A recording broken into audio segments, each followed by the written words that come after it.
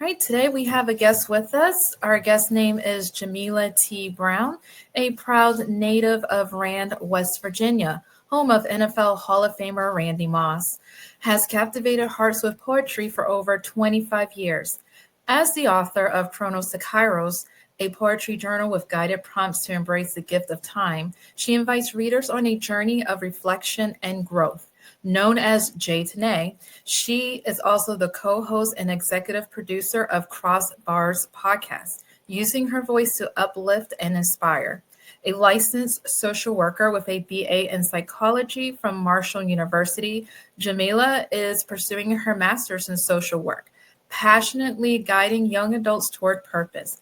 A proud Delta Sigma Theta Sorority Inc. member, she lives boldly, inspiring others to embrace their journey. And now moving on to Miss Phyllis. Hi, everybody, body. You know who I am.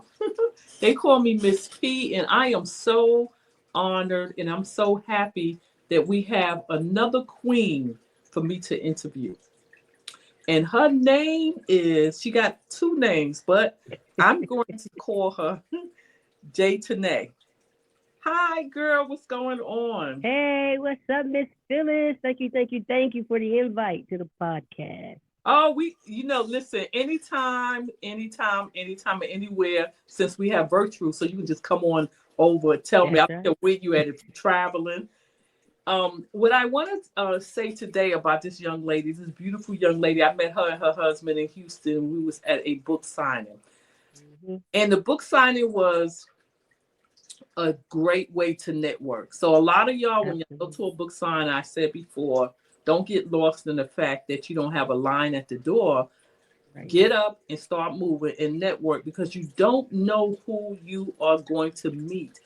That person you're going to meet might be somebody, an influencer that might be vital to your future life, or just vital for you to sit down and have a conversation. And that's what we're going to do today. And the title of this is Poetry, Purpose, and Power, because all of that is mixed in on Tane. I am bad with Tane. Listen, everybody know me how I am with. That's all right. We're gonna still roll. I might be calling her Jay, Tane, Jamila, whatever it is. It all works. Jay, Tane, Jamila, Mila, Mimi, Jay, whatever you want to call me. It all works. You need to shut up. Listen, y'all, we're gonna start this party correctly. I want you to first give kudos out to those people that you just want to give a shout out to them.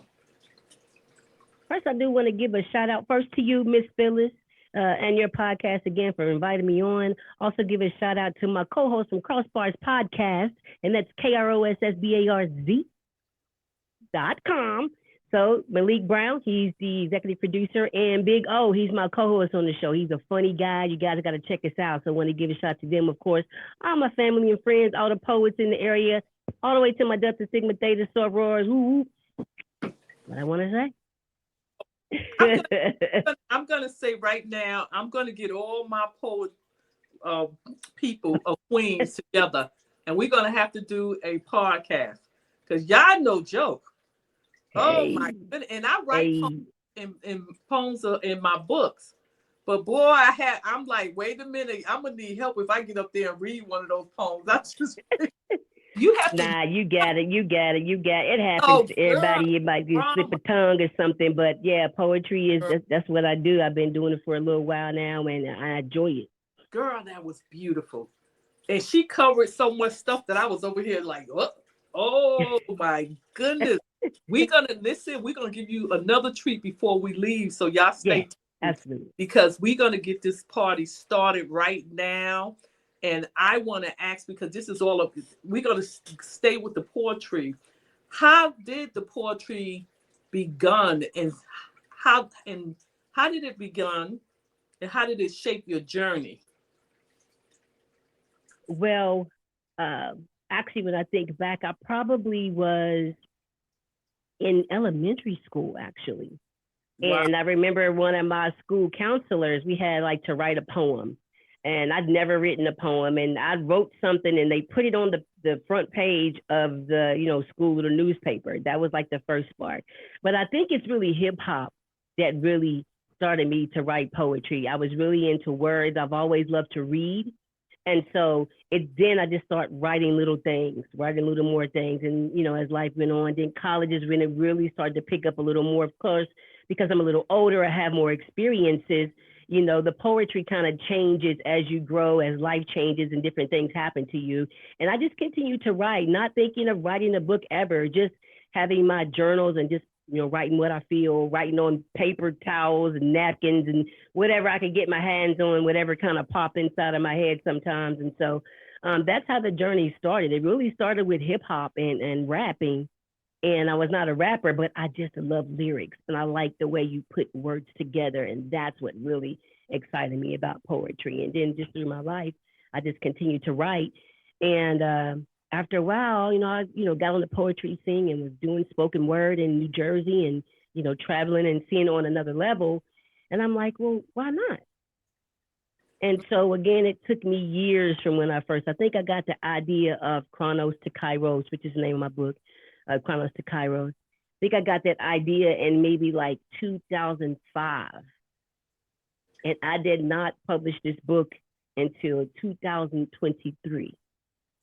So it was a stop and a finish and a start and a finish. And then finally, that's the title of the book. And so Chronos to Kairos means chronological time. And I explained this in the first part of the book. Chronological time is the kind you can count, dates, calendar dates, dates on the clock, things you can do.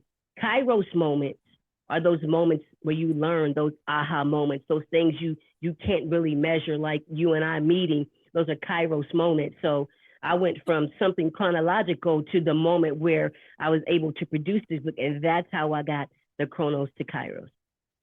That's a long time that's a long time, girl. Between So I always say everything happened for a reason, a season. Absolutely. This is the time that was the time that you chose to do it. It couldn't have come any sooner.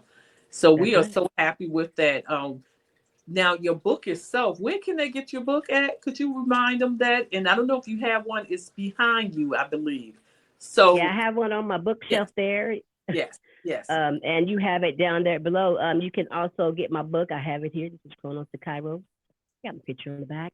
But this is actually a poetry journal. You can purchase this on Amazon. And it is paperback, and it does come in hardcover as well. You can purchase this on Amazon.com. And within the book, there's actually journal pages. So there's about 40 poems in here. There's some quotes about time. I wanted to stick with that. But after each poem, there's a journal page. And then whatever it inspires you to write or just to jot down or just your thoughts, those are your Kairos moments. So maybe you're an up and coming poet, or maybe you're just somebody who likes to write. And hopefully by the end of this book, as you're writing and as I inspire you, you can take what you've gotten from me and start on your own journey of writing a book or just, growing and healing, whatever thing that you need at that time.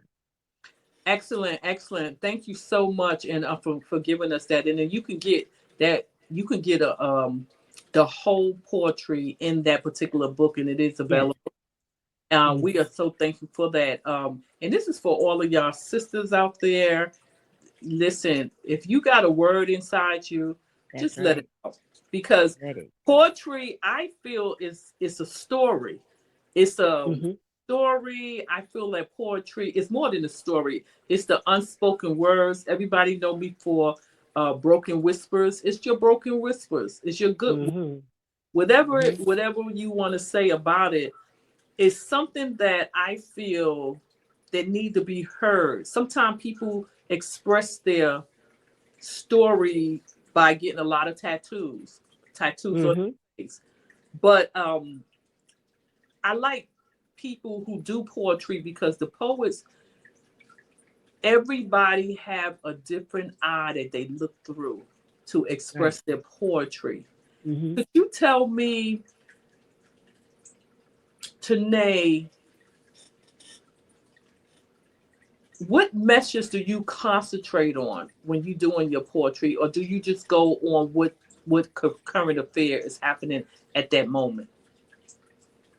Well, a lot of my poetry is really based off of inspiration, and it's whatever I get at that time, and I can be inspired by anything. I could be a sign on the on the highway. It could be a current trend, a current topic. It could be an animal. It could just be a thought that comes into my head. So whatever, I think poetry is really spiritual and subjective too. And so I don't have a certain theme or anything that I write from. I just write from whatever is downloaded. It's what I write down at that time. And I just keep storing them and storing them. So I have a lot of poetry that's not been released, but it's just my personal journey, that I have. So anytime that I write, I definitely try to bring truth to it. And when I do write, I do research with it as well. So I don't just write a poem. If I'm writing about a particular topic, then I want to research because I want to be correct. I don't want to just write a poem and all the facts are wrong. I want to write a poem and I want to make sure that what I'm talking about is legitimate, it's factual, you can look it up, and then it makes sense. So all my poetry is just, how God gives it to me, and that's how I write it down. I think that's beautiful because God give me my poetry, but that's it. I just shut up and I just write it down. Yes. I know people. I know poets say, "Oh, it's not that complex." It is if you get up there and you don't know what to say. If you on stage or you hear and cameras, light, action. I think that there are some great poets, and I really believe your name is going to be out there because that's remarkable. Appreciate that. Now, Jay Tanae, I want to also ask you, and I'm pretty sure the audience wants to know, we're going to go into social work. How does social work influence your creativity? How does social work influence my creativity? The great thing about social work is that it's multicultural. We have these headlines and everything going on now about DEI and everything. And I've lived in different places. I've lived in the country mountains of West Virginia. I moved to the city in New Jersey. Then I lived south in Atlanta. And all of my experiences, good or bad, has added to my poetry. Social work allowed me to, and I usually work with youth, is what I usually work with. I've worked anywhere from 7 years old all the way up to 20 something years old. And so in talking to them, like you said before, everybody has a story. Everybody has something to say. And so just learning about different cultures and in the social work and, you're digging into people's lives and psychology and sociology and how you understand and interpret their trauma. How do you get people out? I've actually used my poetry in some of my groups, with my students, and they're able to express themselves and things like that. And so social work has definitely added a depth to it because you get to see all the different struggles that people deal with in politics and, the good and the bad, the ugly, all of those things. Yes. But it enabled me to take that and use that as fuel to write about issues and concerns and topics. And in some of my books, in my book and some of my poems, you'll see I talk about rape, I talk about sex abuse, I talk about trauma, I talk about, alcoholism. So it's a little bit of everything in there. And so that's how it kind of influenced me on that. So basically it's coming from what you had you seen in the social work environment then. A lot of your Absolutely. What you Absolutely. said?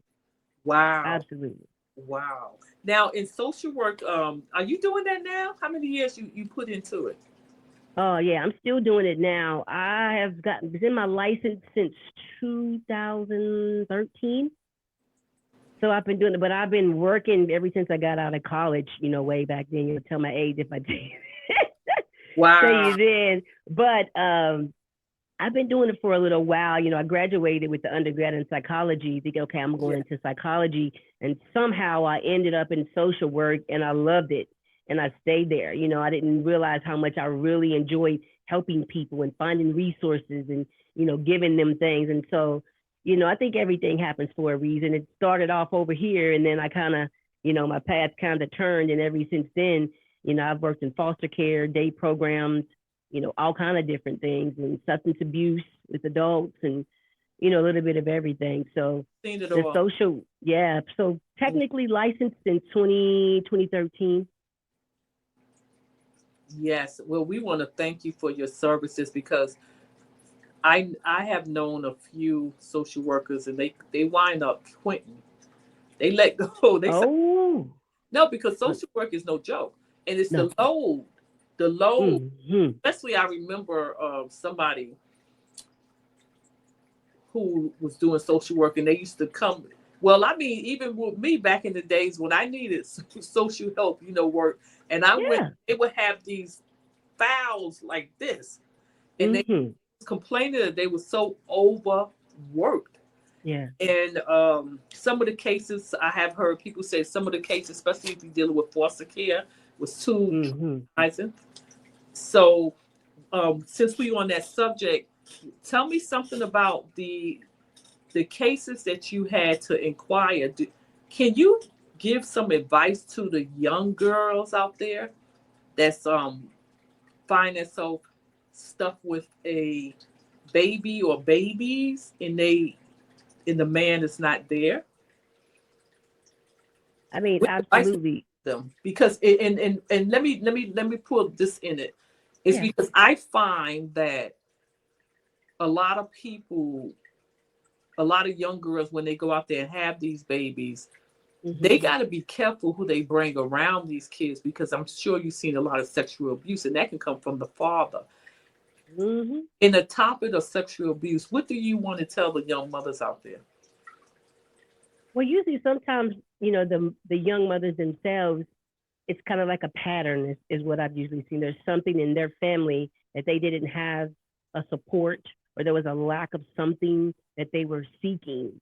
And so, and everything now with social media, everything's trending. It's cool to, be out here and shaking your butt and doing all the little TikTok sexy dances and you're like 13, 14, but you really don't know the other side of that. So I wouldn't just blame it on them. I think it goes further back with what we're supposed to do as a family, as a community. We got to reach back. Where are the mentors? There were mentors when I was growing up. I could go down the street because there was somebody, down the street in my community that was a role model to us and we looked up to them. We're losing those role models. Like, where are they? I You understand yeah. what I'm saying? Mm-hmm. And so I think that's part of the issue is they don't know themselves, so they don't know what to choose. It Yes. just looks really good. But if you do find yourself in a situation like that, you got to find a community that supports you. And that can be anybody. That could be your friend, your best friend's mom. That could be, like I said, a neighbor. It could be a teacher. It could be anybody. It could be your school counselor. It's got to find somebody who will be able to assist you because it's not just financial. It's psychological, you know, not Yes. even just for the teens, even for adults who don't have, maybe your baby's father, with you and raising, a kid on your own. You got to find some type of village or support system because it's difficult to do it on your own. And how do you know where to go if you've never been there? You know what? That is so true, and I think I hear you loud and clear. And I at one time was trying to foster be a foster mother, but Mm-hmm. the social worker that I had, how should I say, she didn't look like me, so she Mm-hmm. did everything to not give me anything, and I put in a complaint about it, but I didn't go ahead and follow through because Mm-hmm. I found it crazy when I was in the room with all the people that was applying for it. The people that was applying for being a foster mother, they wasn't perfect, but some of them had some serious issues that it made me wonder why would you give them over to them? And then it was like no surprise throughout the years or decades that I seen people complain about certain foster mothers. Do they give you, I'm just curious, do they give I don't know if you was in that part of the social work, Mm-hmm. do they assign or choose people based on, I'm going to actually say based on who they think is will be good because they are in a two family home, two parent home, or do they just, I mean, what goes into that? Because I kind of felt because I was a single mother that I was not given the privilege of raising somebody. And those of you who know my daughter, I think I've done a good job. So I didn't get that privilege. They They kind of tried to give me some, and I had them for like one day or whatever, and then the foster parent was going on vacation. It just was, to me, I feel like, is there a problem with somebody that looks like me and you, where they don't want to give them to that particular, or let's just say it. Did you find it, and you probably can't say this because you're working right now, how do y'all determine who's going to be a mother?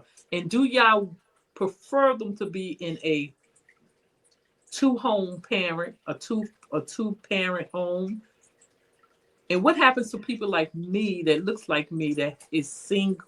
Well, at the time, I was a divorced mother. Is that something that y'all stay away from? Because I took it very personal at that time. And I said, forget it. I don't want no foster kids.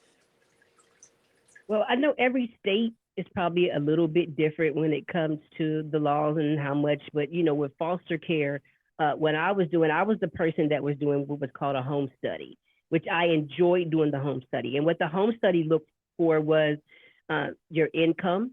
Were you able to maintain on your own? And then the child, or are you trying to get one child? Do you want multiple children? Does it matter if you want, African American, Caucasian? Does it matter what you're going to get? It doesn't matter. The more open you are when we were doing it, the more opportunities that you have.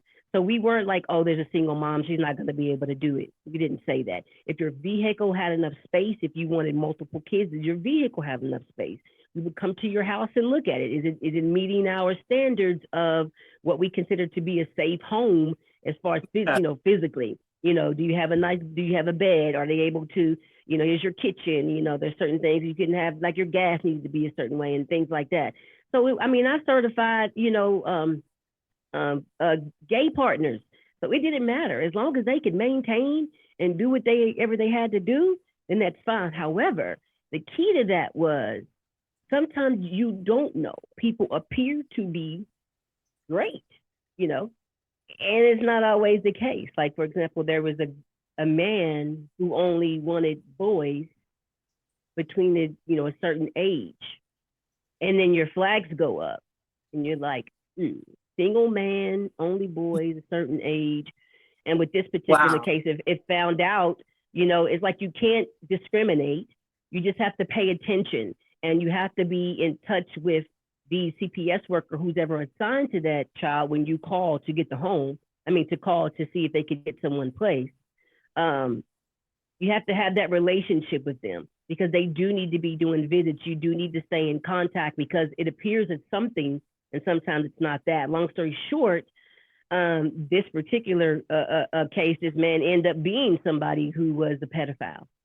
And so it was not anything on his record because we do background checks and all of that. There was nothing on his record. It's just that intuition that you have to get and you have to be aware of, because everybody's not like that, but it's just the intuition that you get, and you have to listen to that even as a worker and do your checks and pay attention to your kids. And if they're in school, and talk to their teachers, not to assume that this person is bad, but you do want to make sure that they're, in a good home. So to us, it didn't matter, whether you were a single mom. We just wanted to know, would you be able to maintain? Because some people do it for financial reasons, because there is a fee that's associated with it, and it's not even a lot. So are you doing this just to get a little bit of extra money, or are you doing this to really care for the kid? And over time, those answers will unfold. The issue we have here is, you may not have people that look like you and me to foster kids that look like you and me. And so now you got a cultural barrier. They don't know how to comb their hair. I had to have, little groups and meetings with them to show them these are the products that you use. We don't wash our hair every day. It depends, because it's cultural. You got to be aware. So some of the foster parents would do different things. When they found a braider, they would tell the other foster parents, hey, why don't you get their hair braided? Go to this shop. You got to use this type of oil. And so there was a lot of teaching that had to go into it culturally, going both ways, when it comes to that. So there's a lot of variables that goes into it. I could imagine. I guess that little sting that I have when I think about that, I think about the lady, and she made it very vocal that she was a Christian. And I think as time went by, I went and contacted her supervisor and said, I want you to look and see why I have not had anybody. Because I was in the condominium, a nice section. It was just me and my daughter, and everybody that know me, I'm the organizer. My house was spick and span. Now, no, I understand what you're saying. It wasn't perfect. Maybe it was something in me that she felt like I couldn't handle. I don't know. But I But they can't deny you still. Even if she thought you couldn't handle it, she can't deny you from becoming a. If it was nothing in that package, you can't deny. I can have all the feelings I want to, and that's the professionalism that you have to separate. I can have all the feelings I want to about a person. Yeah. But, and if they're lining up on this paper, I got to do what this paper says. But I'm going to keep my antennas up if I have a concern. But a lot of times with us, there's sibling groups. We didn't need just one household. We need somebody that can take a sibling group of 5 or of 4, because you don't want to split them up. One person over here, one kid over here, one kid over here. And that's a lot of times when you only have enough room for one, you don't get a lot of calls because there's a lot of sibling groups are in places. Yeah, understood. I know, I hear what you're saying, but I think what happened with that case that I was in, because that was a long time, and then I was, young too. I think, I guess what I'm trying to say is, even the social worker, that's even like a politician, they have their own hidden agendas, and they are not perfect either. When I decided to go to her manager, I recall, talking to them and saying, I've been doing this for, it was a couple years. And I said, she would give me something like when somebody was on vacation, she would do it very, right. Like a respite care. There's a respite part of it too. Yeah. And the manager, who looked like me, was like, really? And he had all my stuff. He said, I'm going to look through everything and I'm going to get back. And I'm assuming he looked through my records or whatever. And he literally came back to me and said, I want you to come down here. We're going to have a meeting.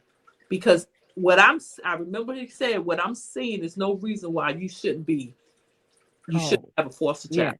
So that was on her. Something was going on. Something was going on. Yeah, that was her. But let me tell you what she did.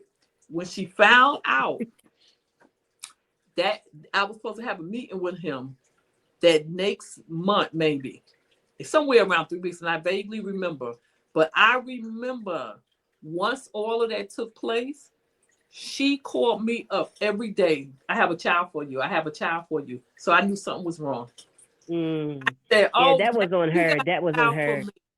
So I just want to say, shout out to the social workers, but sometimes the social workers, I feel like it was a missed blessing for her not to give me someone, because one of the last persons she sent me, I got to the point where when she did that, I was so turned off. I called him. I said, I'm not going to do this. I don't want no parts of it.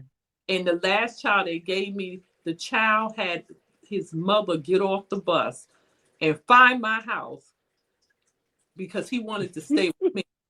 Oh. And and I didn't do anything. I said, I was just there.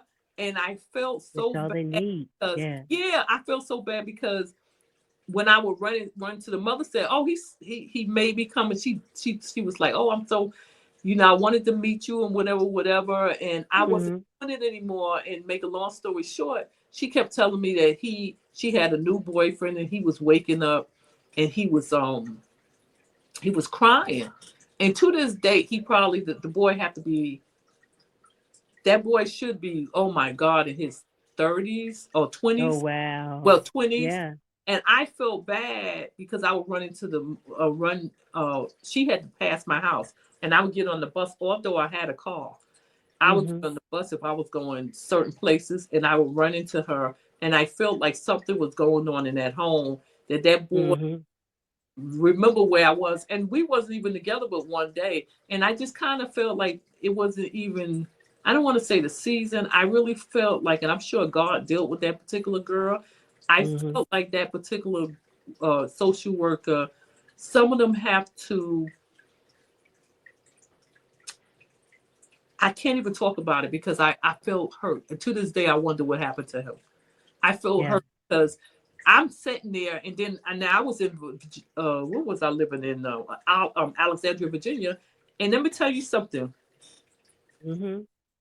Today, what shocked me is right during that time I was finding, the headlines was how foster mother or father was abusing the child, how they Yeah. had the street in front of 7-Eleven selling themselves. And I Yeah. was so angry because I said, you know, I just was hurt. Yeah. And I then get I it. But walked away. I was so angry. I think even it, it's just so sad because I think she judged me. And she said things like when she came to the interview, um, are you prepared to, I never forget she said this. She said, I said she came to my second house. I remember this Mm-hmm. condominium that I moved in. And so she said, I want to come in there and I want to do an evaluation or whatever. She really didn't look through. She just sat there and she concentrated on, do you know what to do when they ask you? Now look at me. You don't think I know? And I remember she would not, it was those little things that make me say, I Of all the like, do questions you asked. see who I am? And I say this because somebody listen to this. Some of the even the social workers, they're not perfect. But No. I want to step back instead of concentrating on the imperfect. I want to give you kudos because you sound like you are there for a reason. It is a Absolutely. possibility that I think that some of the people out there in their careers Yes. do not belong there because Right. it's a possibility. That's She really, everybody. I don't know what was her problem, but I thank you for that little moment that I had to pull that out. Yes, she told But me. you know what? I'm glad you brought that up because they don't talk about that enough because foster parents also Mm, they don't do, I mean, they experience grief and loss. When you have kids that come and go and come and go, that's the stuff they don't talk about when you're a foster parent because you will get attached to a lot of these kids. And if you know the situation that they're going back to and they're doing, temporary and they have to go, there's a lot of grief and loss that the foster parent deals with that I don't think there's a lot of training on that side of it that you have to deal about. I have people who did foster care and they were to the point that they were about to adopt the kid, like literally adopt, like in court. I And then can't. a family member they've had a kid for 2 years consistently. And a family member comes out the blue and says, we want them. And because they're a relative, a lot of times they side with that and then they go. And now you got to Yeah. deal with this loss for 2 years. So that's a whole nother aspect of social work. And with every profession, there's good people and there's bad people. I know Yes, yes. I know a lot of great social workers, Oh, and I'm I know pretty a lot of social sure. workers that's not. Like you said, they're overworked. They're too consumed, and they've had these bad experiences, so they're leery, and they're kind of like defensive about a lot of people because when you are a social worker, you pick up on things that other people might not pick up on because you're used to seeing these things, and it's kind of like a blessing and a curse because you gain this discernment about things and you got to go home with that and you got to live with that and you got So to try to put it down, and it's difficult to do with any profession, teaching, whatever it is. But with social work, I'm glad that I'm doing it because I know I'm one of the ones who will you was be honest poor. and search for that thing. And so shout out to all the social It's a workers out there, and passion. I'm glad you kind I of brought shout that up. out for them. I do shout out for them. And at the time, she had her reasons, and it. I look back and I pray every day for all the foster kids out there because Mm-hmm. you don't know, you have no idea unless you're a parent. And I give kudos to the foster parents. I give kudos to the social workers. But this is for any social worker out there. Sometimes the one that you see sitting there, I took it that the fact that I was a single Black woman, you It know, doesn't matter. It didn't don't matter to me. right. Yeah. You really, please, please, please, please don't do that. Don't social workers. It's people that's single and they want I just Yes. wanted one child. So that was just something I Mm-hmm. have no idea why I brought that up, but I thank you because you literally answered me. And I'm gonna say everything that you just answered. Do you do coaching on the side, or have you done a book about the things that you said that need to be touched on? Do you have the book in you? I definitely do. I have a lot of things that I've written down, and I'm actually in the position that I'm in. Then I do a lot of professional development training, and so that's something that I would love to get into because I have a heart for foster care, since I was involved in it. Haven't wrote a book, but there's a lot of things that I have in my little side journals that I've written down and some issues and concerns, and hopefully, pursuing this master's degree and learn a little more on the political side, things you can do and can't, that I'll be able to, tap into some of that. So, there's still room for growth in all of that. Yeah, you need to do it. You need to really, really do it. I know that you're a busy person. And so thank you for that moment of, I probably was going through something right there and you just helped me. Now, y'all don't understand. Counselors need counselors. I counsel and coach. No, it does, because you And wanna do she helped foster me care, but close the door. Yeah, because I'm telling you, she a social worker. She helped me close the door. Like, hey, it might not been nothing I did. It was just something that that particular social worker, I think, listen, we might have not clicked. Is there such thing as y'all switch social workers? Like, put them in with one family? Do y'all do that? Mm-hmm. We might have not clicked. Because she was so and big. it might have not have been. Sometimes we'll do that. I've worked with social workers, and we have like maybe an issue or something that clashes. I'm just a straightforward person, so I go just bring it up. But if I'm having an issue, or maybe you work better than this family with me, maybe these kids are meshing more with you than me, I'm okay. Hey, you can have that one and I'll do better with this. I like the challenges. I like the hard cases. I like the ones where people think that all these kids are horrible. Give me those. Those are the ones that I want, And so you do have that but sometimes the foster parents actually too need to realize, why are you doing foster care? What is it fulfilling in you? Why did you want to open yourself up? And some people are leery because there are some kids that are very violent. And there's a fear in there too. Like, if I get this kid, are they gonna kill me at night? Is something gonna happen? Because those stories happen as well, So sometimes the foster parent, when you're doing that, why are you doing this? Are you doing this with the intent? I have the space, I have an open heart, I have the home to do it. Are you feeling a void? Are you searching for something? Are you trying to make up for something that you didn't get to do in your childhood or with your children? There's a lot of things that go into that. And there's these things called pride classes that the foster parents, I don't know if it's still that, it was back then, but there was a curriculum called Pride.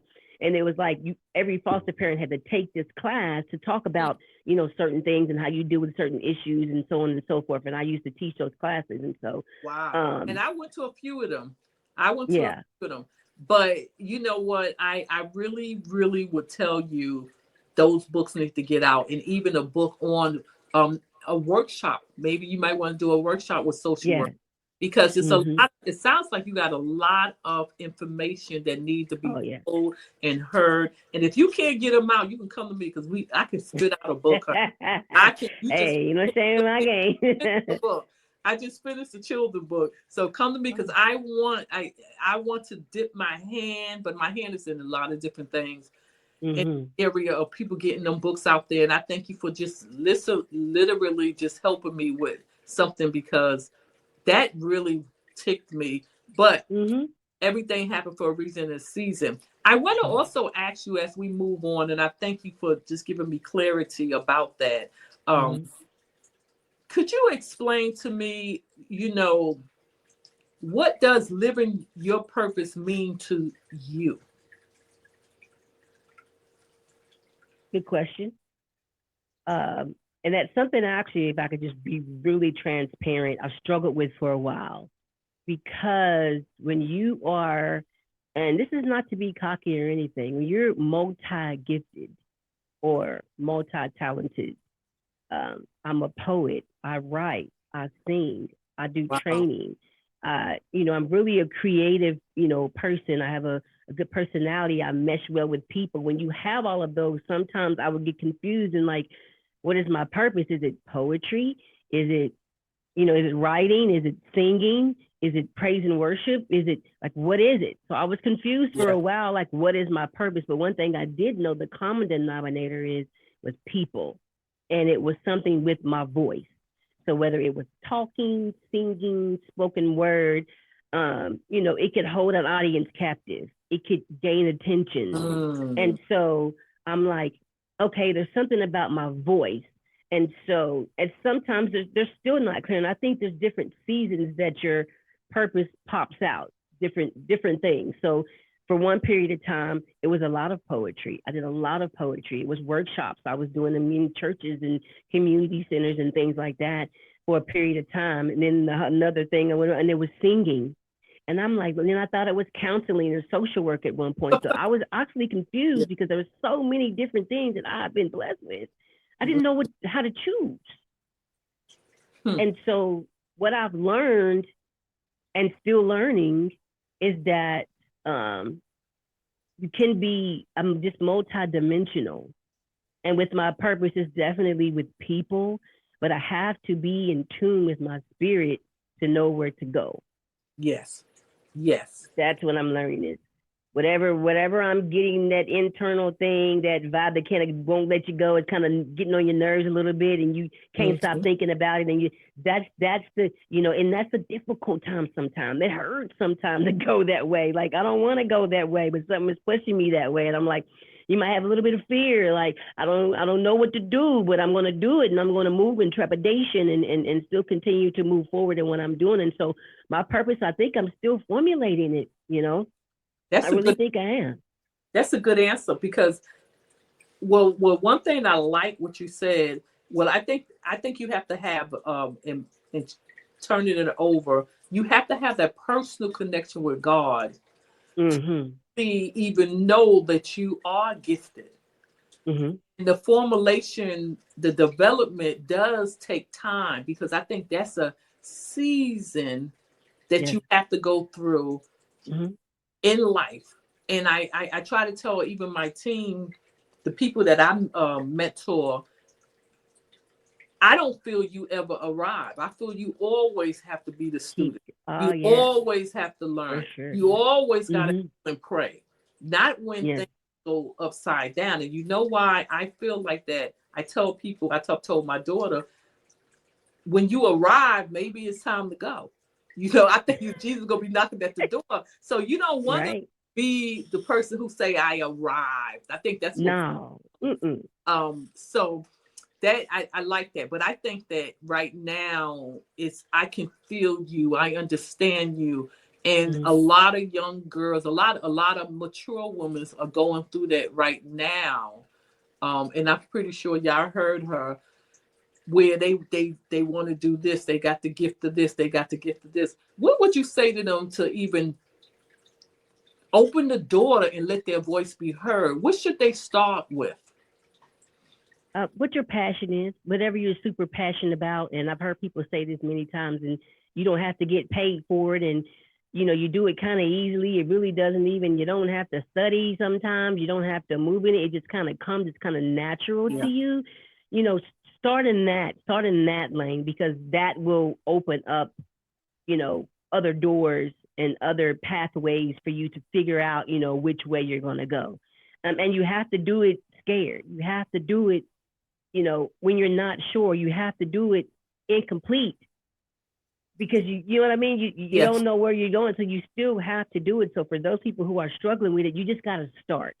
Because sitting there wondering what it is not going to help you. You got to start somewhere. If you need some guidance and you have like I said, a good friend or a pastor or a mentor or somebody that you can trust who, I always want to keep somebody in my circle who's doing better than me. Somebody who's already going where I'm trying to go. That's what I want to get. If I can't be the only one in my circle doing the thing. Because I ain't been there yet. I want somebody who's been there that I can say, hey, I can follow you to this point. I like that. And then when I get to that point, I want somebody else, because that's how you grow. Reading, researching whatever it is that you engulfing yourself in that thing. If it's poetry, read your poetry, look at those podcasts that talks about poetry. Get some books, get some audio books, go to some open mic nights. You got to surround yourself and, in that thing so that you can learn. But I always have to keep somebody in my circle that is way beyond where I'm trying to go, because they'll help me, they'll guide me. I have to have that. I agree. So basically, everybody, you need to get up and you need to just start going. And when you go, it's not going to be perfect, because it took me 2 years later to even get a podcast. And even to this day, was always saying, just do it, just do it, just do it. And she's right. Just start, and it's not going to be perfect, but you will learn as you go. And the at the end of the day, I do believe, and like what she was saying, you don't want to be the smartest one in the room.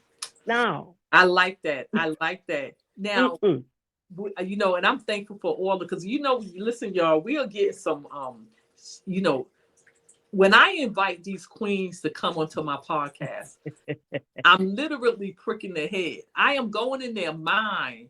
I feel like a book. And I encourage y'all to get a book, and it should be up on there. Yeah. If not, it's going to be in the description. When I pick up a book, God told me a long time ago, I don't care if you get one thing from that book, one thing from a speaker. If you go to a motivational speaker seminar or webinar, he said, if it was one thing, that one thing can change your whole life. So some of y'all, even that one podcast, I'll be up sometime at night. I'm a night person. And I literally, I just did a podcast and I said, hey, when I'm up at night, I'm studying something, I'm learning something, I'm meditating, even if it's just two scriptures or non-scriptures of making me a better person to seep in my subconscious mind. And I am so grateful because when I bring these queens out here, y'all, you know, may come for one thing, but this queen right here just gave y'all a mouthful. So I before we actually end, I am so thankful just for you being here. But I want you to tell me something about the Crossbars, and I don't know if I said it right, podcast. Tell me something about what impact you to do that. And then at the end of that, you got to tell me that love story. You think I forgot? You think I forgot when I met you? I wanted to, everybody know I'm a love fanatic. She told me about this love story. And I was just sitting up there in the middle of the book festival. He told me, well, Bryce, tell us a little bit about the impact of the podcast and then go straight into your husband. Absolutely. So we actually started the podcast. I used to work for the Job Corps program. Have you heard of Job Corps? Yes. And that was here in Charleston. And initially we started it with our students in my poetry club. And we did a video on the campus. And we would have them come in and we would set the whole room up like a podcast studio and microphones and, you know, give them interview questions and just giving them opportunity for public speaking. You know, that's how it all started out. You know, then it fizzled out there. And then my husband, you know, when COVID-19 hit, you know, everybody was in the house. There was nothing to do.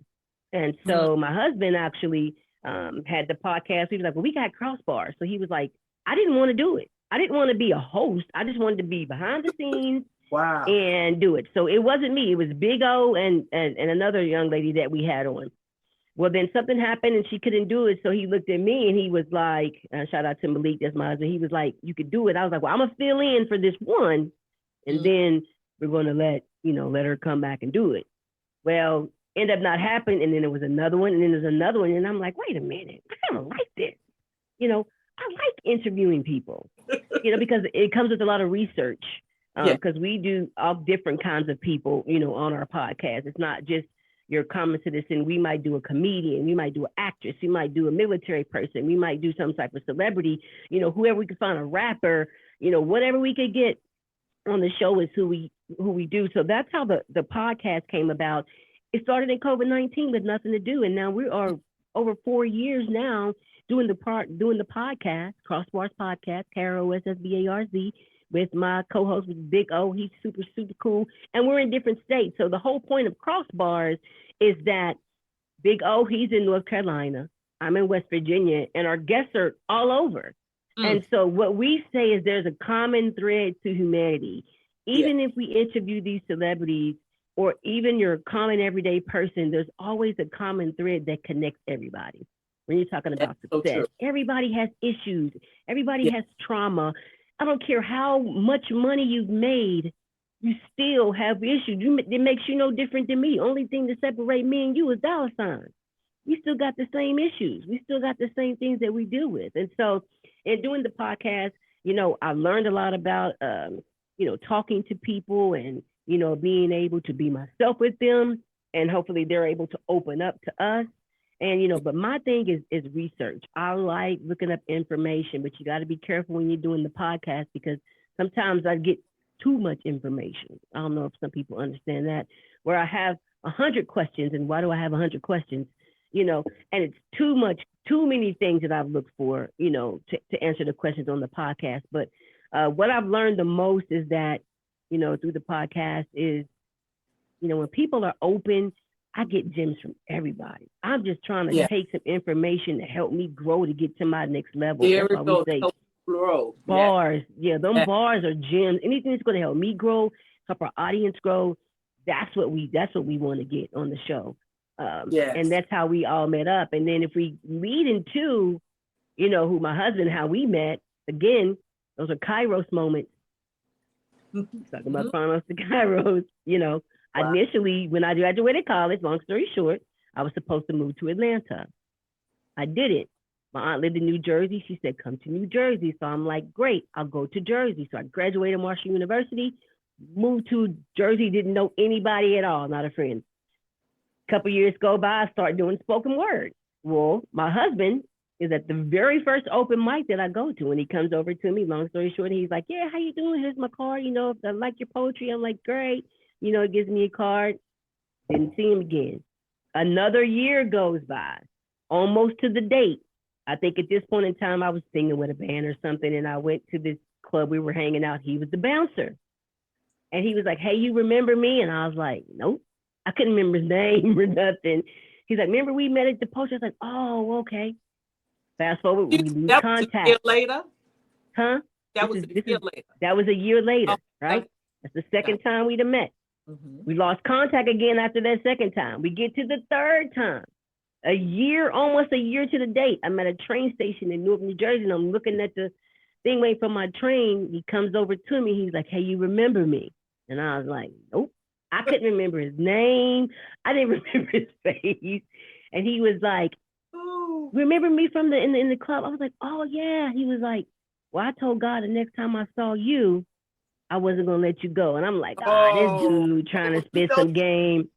Well, I'm going to let you know 19 years later, I'm still with this guy. We've been married 17 years this year, still with the guy. And when you talk about purpose and when you talk about being in the right place and when God sets something up and it's meant to be, it is what it is, So that's my love story.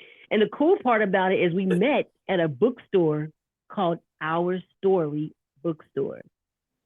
That's where we met. That's what you call destined. And I love, listen, everybody that know me, I am I love my love movies that have happy endings. And I'm in the middle, we in Houston, and sitting up talking, and she had no problem telling me what was going on with her. How did y'all meet? And yes, I am going to put together one day. I have a lot of lists. I might put together, I remember everybody love story that I talked to, even when I was in customer service. But I thought this was so beautiful. And I met her husband, and her husband is full of jokes. Oh my God, you might as well just forget it. We was on the bus. Remember the shuttle going back? The shuttle bus. We were cracking up. Yeah, we were cracking up on the way back. Girl. That National Black Book Festival in Houston, Texas. My first time in Houston too. We had fun though. That was fun. That bus ride was hilarious. That's why we met. And you know what? I cannot wait until we can meet again. And I thank you for this time. I thank you for sharing some of your history as well as some good things that we all the audience can take from it. And again, she's on YouTube. And before you end, yes, we have to end, everybody. Before we end this, she's going to she's going to do another short poem. I'm going to ask her. She probably didn't know I was going to do this.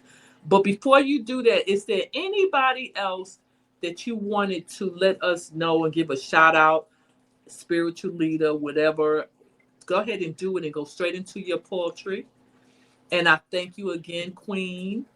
I thank you so much for giving me the time and reaching. She had to reach out to me, and I get a lot of Facebook, and I usually like going through it to see who's the favorite. But and I seen her, and everything was ready for a season and a reason for her to come into my presence. And thank you so much, Queen. And you can go. Really? Floor's yours. I'm sorry. Yeah, I really just want to shout out my family, who's been supportive in all my different endeavors that I've, been into. My husband's family, the Browns, pop, mom, all my mom, everybody, my brothers and sisters, Keith, Kendra, Wayne, all the kids, grandkids, my homegirls, Zanetta, Chaz, my Delta Sigma Theta sorors. Ooh, ooh. All right, ladies. Definitely do that. But just most of all, just to everybody out there who got a mission, who got a purpose, and who got a dream. Just do it. Just do it. Don't stop. Make sure you get it done, and just make sure you learn your craft. Invest in your craft. Invest in yourself. Believe in yourself. Don't compare yourself to anybody else at all. And definitely, I got to shout out. Oh, I almost forgot my cousin Tamara. It's so many people I could shout out, but it's my whole family. But my grandma who's born in 1925, she will be 100 this year. So shout out to my grandma Shelton. She's still kicking, spicy old lady. She's 99. She'll be 100 in July. We're having a big celebration for her. My mom, Chick, just everybody that we're, just going to hang out with. So, in saying that, I will go into this next piece that I'm going to read, and it's called Rainbow Promises. Rainbow Promises. It says, there is a man who cries in color, but he desperately tries to hide it. And every morning he awakens to a new hue of invisible pastels, pain, and purpose. Only the closest can know the depth of his soul. And she laughs in color, teeth pearly white. While the sound of her laugh is neon blue, she dreams in living color, such a vivid imagination, such a creative soul. But when the chaos of life hits, all the colors combine, blurring lines, making it hard to distinguish between greens and blues and blacks and purples and yellows and oranges and fight or flight. Happy days and sad days, they start to overlap. And time takes you through a conduit where minutes and seconds are conjoined twins, and Chronos and Kairos moments, they lose their primary color, so things return to black and white.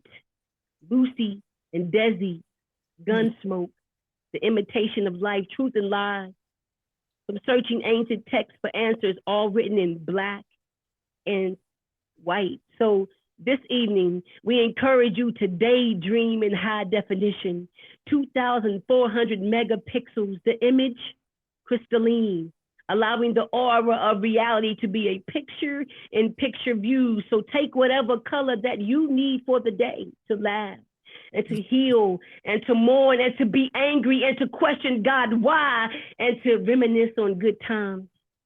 Now love in color in the deepest, darkest red, a never-ending Valentine's Day. Be unapologetically loyal, kind, royal blue. Be passionate to strangers and keep your innermost secrets the freshest pink, locked tight in your golden heart. And pray to a colorless God who will keep you whole when you are broken brown, who gives you strength when you are canary yellow weak, who graces you through trauma when you are concrete gray. Nevertheless, shine like silver amongst your friends and family. And you see rainbows forecast better days. And rainbows are the promises that you should always keep. I have no words to say, but thank you, Queen. You're welcome. We are out.